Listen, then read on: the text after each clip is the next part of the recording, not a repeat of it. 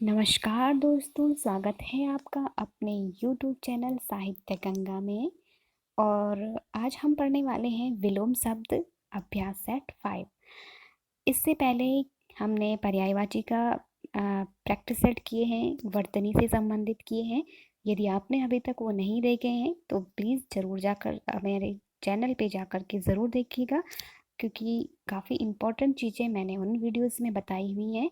और अभी आने वाले जो एग्ज़ाम्स हैं उत्तराखंड में, चाहे वो हम बात करें समूह गाँव की या जो हमारे जितने भी एग्ज़ाम्स होने वाले हैं, जैसे अभी एसआई के होने वाले हैं और कांस्टेबल के हैं, जितने भी होते हैं सब में हिंदी कंपलसरी होती है। और वही हिंदी जो कोई करीब 20 नंबर की हमारी आती है सामान्य हिंदी व्याकरण से, तो वो हमारे लिए बहुत स्कोरिंग सब्जेक्ट होता है। हम सारी चीज़ें पढ़ लेते हैं लेकिन हम उस 20 नंबर को छोड़ देते हैं ये सोच कर के कि ये तो हो जाएगा, और वही 20 नंबर हमारे जब गलत होते हैं तो फिर बड़ा दुख होता है। तो ये 20 नंबर जो आपको मेरिट में स्थान दिलाते हैं, आपका सिलेक्शन करते हैं, उनको आप आज हम मतलब इन वीडियोस में सीखने वाले हैं और उन्हें आप बिल्कुल भी मिस ना करिए। तो चलिए सीखते हैं विलोम शब्द। और यदि आपको मेरा ये प्रयास अच्छा लगे तो प्लीज़ लाइक शेयर सब्सक्राइब कीजिएगा, अपने दोस्तों के साथ ज़रूर शेयर कीजिएगा। और चलिए शुरू करते हैं बिना समय गंवाए। विलोम शब्द हैं हमारे, और इसमें मैंने कुछ विलोम शब्द लिए हैं, 15 से 20 करीब। तो बहुत ज़्यादा हम इसको लंबा नहीं खींचेंगे, छोटे-छोटे स्टेप करके हम अपने सारे विलोम शब्द को कवर करेंगे, छोटे-छोटे वीडियोस बना कर के। तो चलिए आज इसमें हम कुछ विलोम शब्द सीखते हैं। दोस्तों मैं समझ सकती हूँ, क्योंकि किताबें हमारे पास बहुत सारी होती हैं, व्याकरण की दुनिया भर की हम इकट्ठा कर लेते हैं और उन्हें रटते रहते हैं। लेकिन अगर हम एक बार उनको समझ करके पढ़ें तो निश्चित रूप से हमें उन्हें बार-बार पढ़ने की ज़रूरत नहीं पड़ सकती, हमें रटने की ज़रूरत नहीं पड़ेगी। तो इसी तरह का मैं आज कुछ आपको तरीका बताने वाली हूँ कि हम किस तरह से याद करें, ताकि हम जब एग्ज़ाम हॉल में जाते हैं और 4 ऑप्शन हमारे सामने बनकर आते हैं तो हम कन्फ्यूजन में पड़ जाते हैं कि कौन-सा था। क्योंकि हमने दुनिया भर की किताबें पढ़ी, उनसे रटा और हम भूल गए। तो हमें रटना नहीं है बल्कि समझ कर पढ़ना है, तभी हम अच्छे नंबर स्कोर कर पाएँगे। तो चलिए शुरू करते हैं। सबसे पहले है हमारे पास अर्जन। एक तरफ मैंने शब्द लिए हुए हैं और दूसरी तरफ हमारे विलोम हैं, ठीक है। तो ध्यान से पढ़िएगा, हो सके तो कॉपी पेन लीजिए और इनको नोट डाउन भी करते जाइए, क्योंकि ये बहुत इंपॉर्टेंट है। प्रीवियस क्वेश्चन पेपर से मैंने उठा कर इनको लिया गया है, मल्टीपल टाइम जो है आपके रिपीटेड है। तो आप इनको ध्यान से पढ़िए और प्रैक्टिस भी कीजिए साथ ही साथ। तो चलिए सबसे पहले देखो, अर्जन हमारे पास है। अर्जन, अर्जन का मतलब होता है प्राप्त करना किसी चीज़ को, ठीक है। और उसका विलोम होता है व्ययन। सबसे पहले आप इस तरह के जब शब्द आते हैं तो आप उनको समझने का प्रयास कीजिए कि शब्द क्या है, उसका अर्थ समझने का प्रयास कीजिए। फिर आपको उसका उल्टा स्वतः ही पता चल जाएगा, क्योंकि ऑप्शन में एक ही आंसर होता है उसका विलोम, बाकी तो कुछ अन्य दिए रहेंगे, ठीक है। तो जैसे दूसरा है कथित। कथित मतलब जो कहा गया है उसे कथित कहते हैं। और यहाँ पे इसमें आपको ध्यान रखना है, इसमें उपसर्ग लगा हुआ है, जिसका मतलब होता है नहीं। और कथित, ठीक है, तो जो कहा नहीं गया है उसे कहेंगे अकथित, ठीक है। अब दो चीज़ें आपने यहाँ पे सीखी। एक तो यहाँ पे अगर आपको कभी पूछ लिया जाए कि अकथित में कौन सा उपसर्ग है, तो आप बता सकते हैं कि इसमें उपसर्ग है, ठीक। और कथित का आपने विलोम तो सीख ही लिया है, ठीक। तो यहाँ पे एक पंथ 100 काज आपके हो रहे हैं। आपको सिर्फ एक ही दृष्टिकोण से नहीं देखना है दोस्तों। हिंदी में सारे शब्द ऐसे होते हैं, बहुत सारे शब्द मतलब, जो आपको संधि में भी मिलेंगे, समास में भी मिलेंगे, विलोम में भी मिलेंगे, सब जगह आपको मिलेंगे। तो आपको उन शब्दों को एक ही दृष्टिकोण से नहीं देखना है, आपको वर्तनी की दृष्टि से भी देखना है, सब पर्यायवाची की दृष्टि से देखना है। हर दृष्टि से देख करके चलोगे तो आपको बहुत ज़्यादा बेनिफिट्स मिलेंगे, ठीक है। अगला है प्रच्छन्न।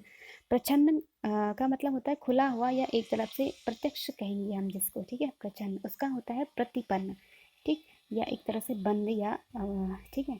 अब अगला है प्रभावी। प्रभावी जो प्रभावपूर्ण हो और उसका होता है यहाँ भी अ उपसर्ग लगा हुआ है और यहाँ निश दो शब्द दिए हुए हैं। देखो प्रभावी की दो विलोम हो जाएंगे, एक है अप्रभावी और एक है निष्प्रभावी।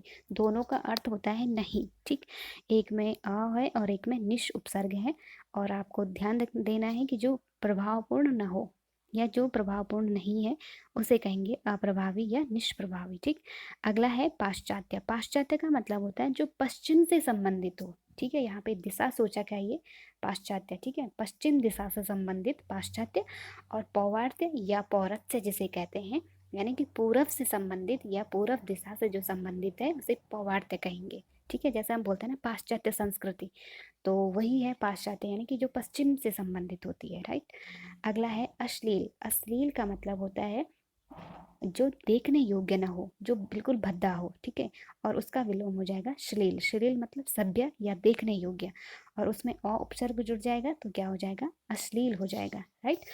अच्छा, अगला है अनुरक्त। अनुरक्त का मतलब होता है लीन, किसी चीज में लीन रहना, ठीक। और विरक्त का मतलब होता है किसी चीज से मतलब उसका मतलब जो होता है ना मोह माया त्यागना, जैसे बोलते हैं ना कि वो विरक्ति की ओर चले गया, तो विरक्ति का मतलब होता है कि त्यागना, ठीक है। और अनुरक्त का मतलब किसी चीज में संलग्न रहना, ठीक। अब है अनंत। अनंत और उसका विलोम हो जाएगा शांत। अनंत का मतलब होता है जिसका कोई कोई दिशा ना हो, ठीक है, जिसकी कोई मतलब जिसका कोई अंत ना हो, और जो मतलब स्थिर नहीं है एक जगह पे, ठीक है। और शांत का मतलब होता है बिल्कुल शांतचिर या स्थिर जिसे हम कहेंगे, ठीक। ओके, अगला है आविर्भाव। आविर्भाव, आविर्भाव का हो जाएगा तिरोभाव, ठीक है। और कीर्ति, कीर्ति का हो जाएगा अपकीर्ति। देखो अप उपसर्ग है जिसका मतलब होता है बुरा, ठीक है। और कीर्ति का मतलब होता है प्रशंसा, ठीक। और और इसका मतलब होता है अपकीर्ति। इसका विलोम क्या हो जाएगा, अपकीर्ति, यानी कि जो अच्छी चीज ना हो, यानी कि उसका पतन होना, ठीक है, तो उसे अपकीर्ति कहेंगे। नूतन, नूतन का मतलब नया, और उसका विलोम क्या हो जाएगा, पुरातन, यानी कि पुराना, जो पुराने से संबंधित हो, पुरातन। अगला है तरुण। तरुण का वृद्ध, विलोम क्या हो जाएगा, वृद्ध हो जाएगा। अब तरुण का मतलब क्या होता है, युवा, ठीक है, जवान, और उसका विलोम हो जाएगा वृद्ध। अगला है, आगे बढ़ते हैं, ह्रस्व। ह्रस्व और दीर्घ। ह्रस्व का विलोम हो जाएगा दीर्घ। ह्रस्व का मतलब होता है छोटा, ठीक है, और उसका विलोम क्या हो जाएगा, दीर्घ। जैसे हम संधि में भी पढ़ते हैं ह्रस्व संधि और दीर्घ संधि, ठीक है, या स्वर व्यंजन होते हैं ह्रस्व स्वर और दीर्घ स्वर, ठीक। तो इस तरह से आगे है पुरस्कार। पुरस्कार आप समझते ही हैं, पुरस्कार, और उसका विलोम क्या हो जाएगा, दंड या तिरस्कार। ध्यान दीजिएगा, दो विलोम होंगे आपके पास, ऑप्शन में दंड होगा या कभी कभी तिरस्कार, ए दे देगा दंड, दूसरा बी दे देगा कि तिरस्कार, या तीसरा कुछ और दे देगा, और चौथे में लिखेगा ए और बी दोनों। तो आपको ध्यान रखना है कि पुरस्कार के दंड भी आएगा और तिरस्कार भी आ जाएगा, तो D is the right answer हो जाएगा, राइट। ओके, उसके बाद है संपन्न। संपन्न का आता है विपन्न। संपन्न मतलब जो सभी सुख सुविधाएं जिसकी पूरी हो उसे संपन्न कहेंगे, ठीक है। और विपन्न मतलब अभावपूर्ण, जिसके पास कुछ भी ना हो, या जो अभाव में जिसके पास अभाव हो चीज़ों का, ठीक है, तो वो विपन्न हो जाएगा। इसके बाद है शुष्क और आर्द्र। शुष्क का विलोम हो जाएगा आर्द्र। शुष्क का मतलब होता है जो थोड़ा रूखा सा हो, ठीक है, सूखा सा, और उसका विलोम हो जाएगा आर्द्र, यानी कि थोड़ा नमी जिसमें होती है ना, हम कहते हैं ना शुष्क जमीन है, ये शुष्क भूमि है, ये आर्द्र भूमि है। तो शुष्क का मतलब सूखा, जहाँ सूखा बारिश नहीं हुई तो सूखा हो जाता है ना, तो शुष्क कहते हैं। और फिर आर्द्र। आर्द्र का मतलब होता है थोड़ा जहाँ पे नमी होती है, जहाँ पे पानी युक्त हो, जो नमी वाला स्थान होता है, ठीक। फिर है आप उपेक्षा, और इसका विलोम हो जाएगा अपेक्षा। उपेक्षा का मतलब होता है किसी का उपहास करना, किसी की खिल्ली उड़ाना, ठीक है। और अपेक्षा का मतलब होता है एक तरफ से प्रशंसा करना या उसका सम्मान करना, एक तरह से हम कह सकते हैं। यानी कि उपेक्षा जो है वो एक नेगेटिव सेंटेंस है, ठीक है, और अपेक्षा है एक पॉजिटिव वर्ड है, ठीक। तो ध्यान रखिएगा इस तरह से। अगला है आवृत्त, और उसका विलोम हो जाएगा अनावृत। देखो आवृत्त का मतलब होता है ढका हुआ, ठीक है, जो सभी तरफ से ढका हुआ है उसे कहेंगे आवृत। और जो उसका विलोम हो जाएगा अनावृत, इसका मतलब होता है खुला हुआ। ठीक है, तो इस तरह से आपको ध्यान रखना है। दोस्तों, उम्मीद करती हूँ आपको ज़रूर अच्छा लगा होगा, आपकी समझ में आया होगा किस तरह से आपको पढ़ना है। और इसके अतिरिक्त जो अन्य महत्वपूर्ण विलोम शब्द हैं वो हम अगले वीडियो में करेंगे। इस वीडियो में हम इतना ही करेंगे। उम्मीद है आपको ज़रूर अच्छा लगा हो। यदि अच्छा लगे तो प्लीज़ लाइक कीजिए, शेयर कीजिए और सब्सक्राइब कीजिए। और तब तक के लिए अपना ध्यान रखिए। मिलते हैं अगले वीडियो में। Thanks for watching.